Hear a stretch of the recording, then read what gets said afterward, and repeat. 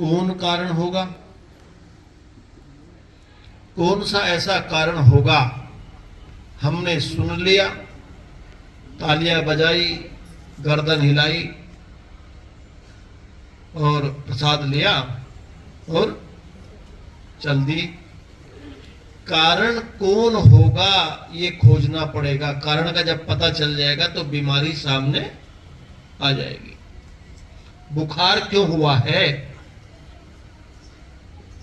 बुखार की दवाई दे रहे हैं फिर भी बुखार नहीं उतर रहा है, कारण क्या है? अब तो खोजना पड़ेगा। बोले शरीर में संक्रमण है। जब तक संक्रमण का इलाज नहीं होगा बुखार दूर नहीं होगा। गोली खाते रहना। अभी गोली खाने की बुखार उतर गया, फिर चढ़ गया। जब हफ्तों हो जाता है तो कारण तो खोजना पड़ता है कि कारण क्या है, बुखार क्यों नहीं उतर रहा।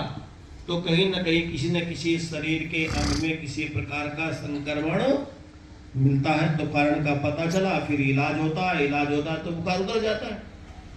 तो वेद बात नहीं ये हुआ ना। दर्द क्यों है? पता चला कि पथरी का दर्द है। तो कारण खोजा तो भगे, इलाज मिला तो शांति आएगी। सीधी सी बात है। तो इसका कारण हम कहां खोजें? पता चला इसका कारण हमें वेद में पता चलेगा। फिर हम चर्चा कर रहे थे हम वेद क्यों पढ़ें। हम वेद इसलिए पढ़ें कि कारण का पता चले। ये डिक्शनरी दी भगवान ने हमको, बुकलेट है, संविधान है।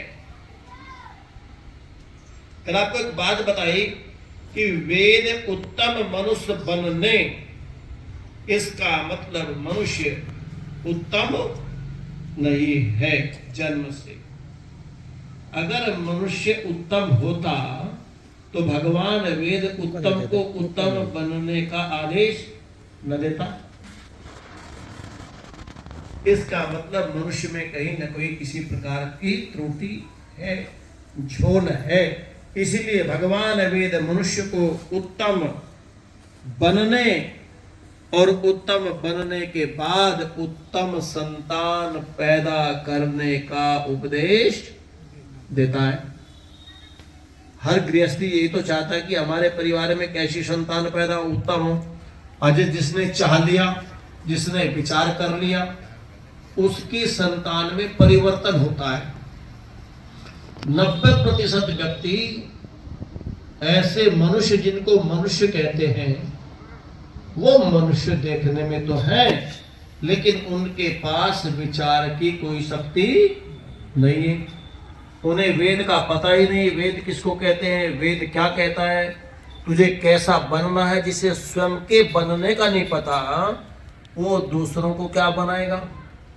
अच्छा आप ईमानदारी से देखो, सोचो, आज मेरे समाज के अंदर कितने प्रतिशत लोग ऐसे हैं जो स्वयं को बनाने के लिए वेद रूपी भट्टी में अपने को तपा रहे हैं, ज्ञान रूपी भट्टी में अपने को डाल रहे हैं।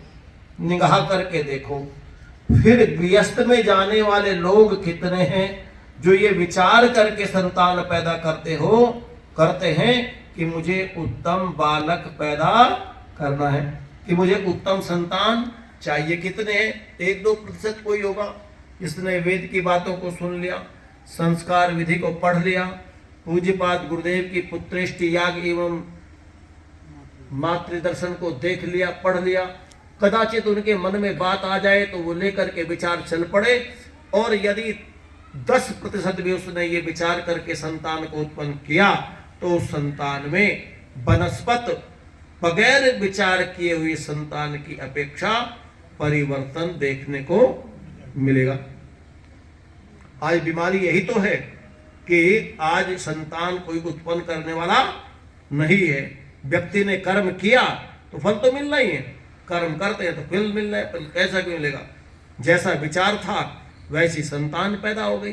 तो भगवान कहते हैं कि ना, जो गृहस्थी लोग हैं यदि उन्होंने वेदों को नहीं पढ़ा तो उन्हें गृहस्थ में जाने का अधिकार नहीं है।